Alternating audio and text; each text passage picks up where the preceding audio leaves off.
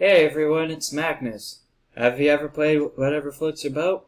And if so, have you ever wondered how to build a submarine? Well, we're literally going to jump into a game and make a submarine right now, because you know what? Submarines are not that hard to make, believe it or not.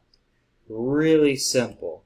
It's just that a lot of people don't know the concept of how a submarine works. So basically, to build a submarine, a very simple submarine, you just need something that floats. So I'm going to use Ice Shield, and I prefer to use Ice Shield for this because not only does it float, it also acts as your armor, and it's pretty cheap for what it is.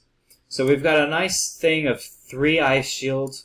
Now we're just going to place 2 on the side like this. So you've only used 5 Ice Shields, and you've got this pattern. Now, what I'm attempting to do, which I'll show you here in a second, is so we're just going to add a nice big thing of large steel and then a smaller steel beam. And this is our frame for our submarine. So, because it's about to rain, I'm just going to go ahead and complete this part, which is you get a wedge and you want it to face this way. Make sure that it's in the center of this ice shield right here.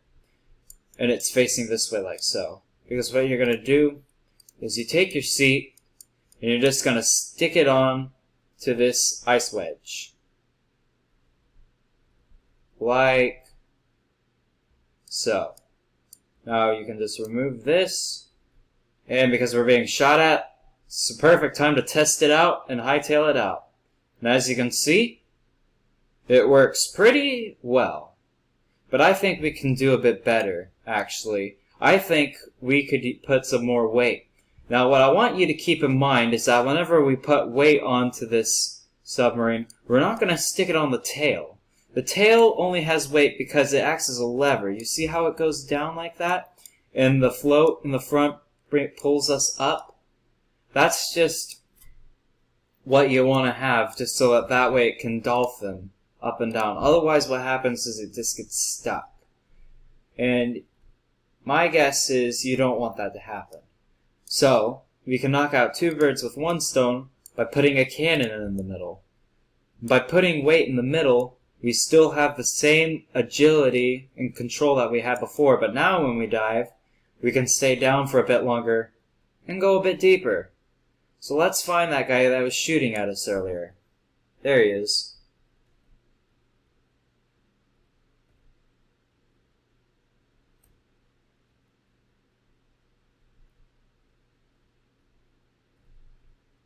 That was very close. Let's see if we can't get him.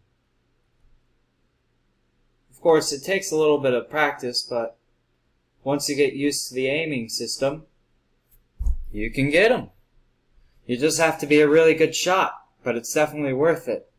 Because what you've got with this setup is a perfectly functioning submarine that can actually dive far enough to reach the bottom if you really wanted to. And it costs less than $1,000. It is only $1,900 to build this guy. Quite a good investment. Now, whenever the water officially goes down, I can explain just a little bit more with what we're dealing with here. Ooh, let me back up. She got really lucky, by the way. But this is what we're looking at. So, 1 second. There we go. So, do expect a little bit of difficulty getting out of your submarine, but it's a small price to pay for the amount of money that you save building it.